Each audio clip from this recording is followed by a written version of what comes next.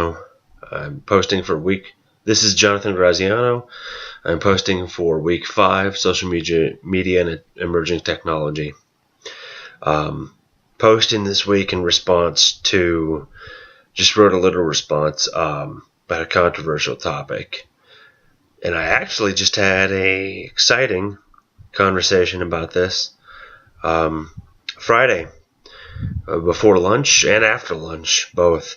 One of my coworkers literally has a sister-in-law who's getting married, gay marriage, and has multiple friends that he stated he had been to conversion briefings, I guess the psychological in-briefings they do when they're transitioning from being either a man or a woman to vice versa.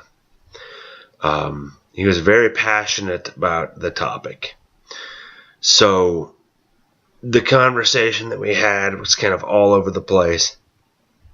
And I'd had several conversations with him earlier in the week that I felt were pretty much modeled the same.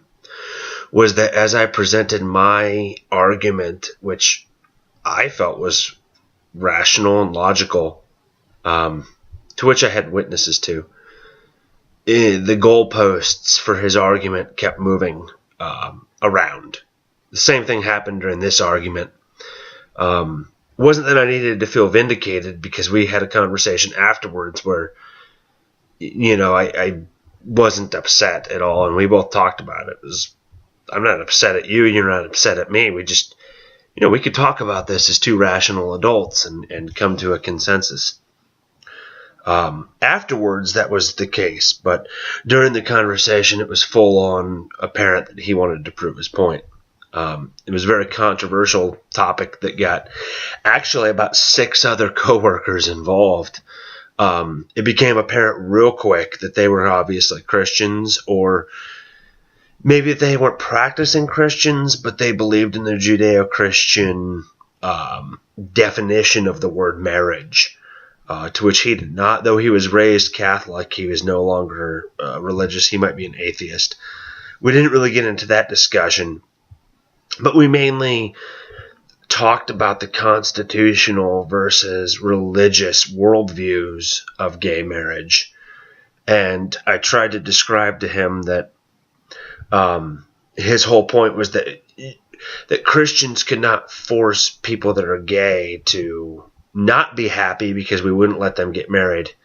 My point was that, so in retaliation, you forced an entire population in the United States to accept what you classify as marriage by redefining the word marriage, and instead of naming it something else within the framework of the Constitution, you've redefined what has been traditionally known as marriage. Things got pretty heated.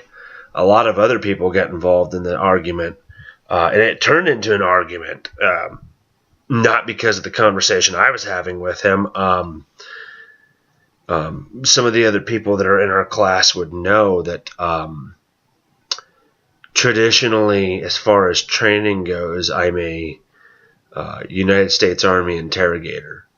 So I went through about 5 months of interrogation training, and I've sat across from members of Al-Qaeda and talked to them about some of the heinous, deplorable, despicable things that they have done to American soldiers and to U.S. citizens. And I've had to work with people that are much, much, much worse than the U.S. citizens who disagree with me. But to others that were less emotionally mature and less capable of describing their viewpoints, it did descend to an argument, and I was able to not retract what I had said, but to save the argument, salvage emotions, and withdraw to neutral corners. And then had a conversation afterwards where I was able to describe to the person who felt that way that had nothing to do with that person, that merely the basis for the argument of those that are Christian, that are describing what they want. And in my post, it may come across that I'm in support of gay marriage, mainly just because I'm not able to describe it in the depth that I am here. But it's hard to describe. I fully am in support of gay marriage, insofar as within the framework of this world that we're not of. In this world, in the framework of the U.S. Constitution, which mentions nothing about marriage. If we look at it from that aspect, if we were going to do this right, we would support the 10th Amendment and turn this over to the states, which is what we should have done in the first place. That argument is moot. That's past us. The U.S. federal government got involved. They've been too deeply involved in redefining things for the last 40 years. So now at this point, on this earth, in this world, under the constraints of these man-made rules that God does not necessarily honor, these people within their own world, within their own mindset, within their own little bubble of the world that exists in their brain, this is what they're going to call marriage. So if I'm going to strictly play by their rules and live in their world, which I do not agree with, and in which I will vehemently stand up against, to the point, though, where I'm expressing my opinion, I'm not going to hurt anybody. I'm not going to disown anybody. I'm not going to prove to anybody that the love of God is outside of their reach. And I'm not going to be a catalyst for hate. So under those constraints, my point in my post and things that I've tried to describe to other people is there's nothing we are going to do in this world, on this earth, in this realm, in this lifetime, that is going to be, if we truly believe Christ was who he said he was, which I do, and that God has in store for us what he has told us he does, there is nothing I am going to do or say here on this earth. The only thing I could try to do is deliver reason and logic and love them. If they choose to not listen, nothing I can say or do is going to change their mind. If they choose to not listen. And if they choose to listen to me, it's not of my words, it's God speaking through me first.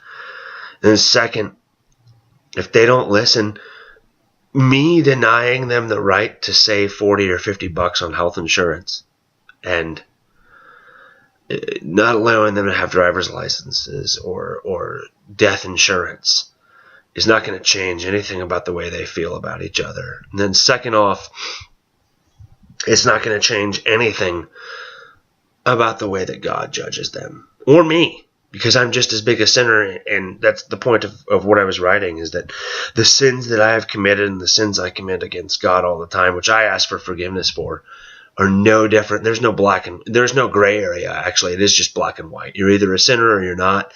So far, only person I could tell that ever was white, pure white, as white as snow, as lamb's wool, was Jesus Christ. So other than that, I'm equally a sinner on the same level as them.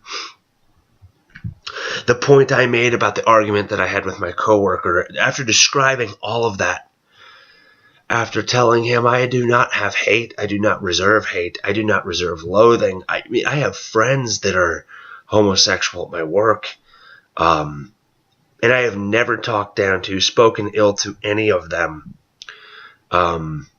If they were truly asking, of course I disagree. I don't betray what I believe in my heart, in my actions, in my deeds at work. But at the same time, it's a non-issue for a lot of people. It's not on the forefront of our lips or our hearts, despite what the narrative in the media is telling us.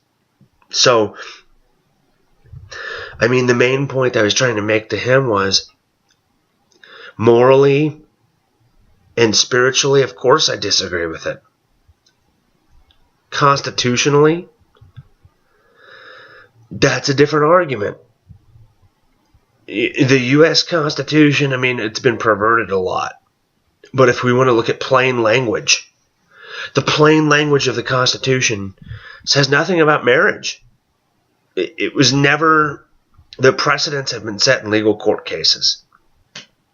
So people that are a lot smarter than me and have a lot more legal knowledge than me made a decision I disagree with, but the deal is, in my opinion, looking at it, insofar as the legality of this alone, the U.S. Constitution is, you have two sets of U.S. citizens, a man and a woman, and a man and a man, or a woman and a woman, whatever. If they're all law-abiding over the age of 21 years old, they all pay their taxes. From a constitutional standpoint, if they're going to throw out by definition everything else, and I look at this merely just off citizenship, you can't really say that one group of citizens deserves to buy a house, pay equal taxes, file jointly, qualify for health insurance. They didn't gain anything more than they already had socially. In the United States, 60% of Americans already accept their lifestyle. The only thing they gained was fiscally, according to an article that I posted, that the married couple saves anywhere, depending upon class, saves anywhere between $40,000 to $400,000 in their lifetime versus a couple that's just jointed by namesake only, or by boyfriend, girlfriend, civil union, whatever it is. So the only thing that we've really done is allow them to save some money. Other than that, we've done nothing to change the narrative. And the point I made to him was that we've done is absolutely nothing other than redefine a word and make it acceptable. We've accepted and normalized lunacy. That's a slippery slope. The issue at hand did not change. The minds and opinions of those on either side did not change. You took a word that was commonly acceptable throughout the entire world and changed the definition to fit your political narrative. It's essentially the same thing as saying that I'm discriminatory against the color blue. So I'm going to change the definition of red and blue, what would be purple, to orange, because I feel like it. Other than that, nothing changed. The reality is blue is still blue, red is still red, and together they still make purple. Because we changed the definition doesn't change the visible light spectrum or people's worldview of the color. That's a very touchy subject. Gets into a lot of very deep things, and I'm at about 13 minutes right now because that's a huge issue, and it's going to take years to work this out. The only thing I fear is that we've stepped out onto a very slippery slope. And if we can redefine marriage, we can redefine freedom. We can redefine individual rights. And unfortunately, we can redefine God.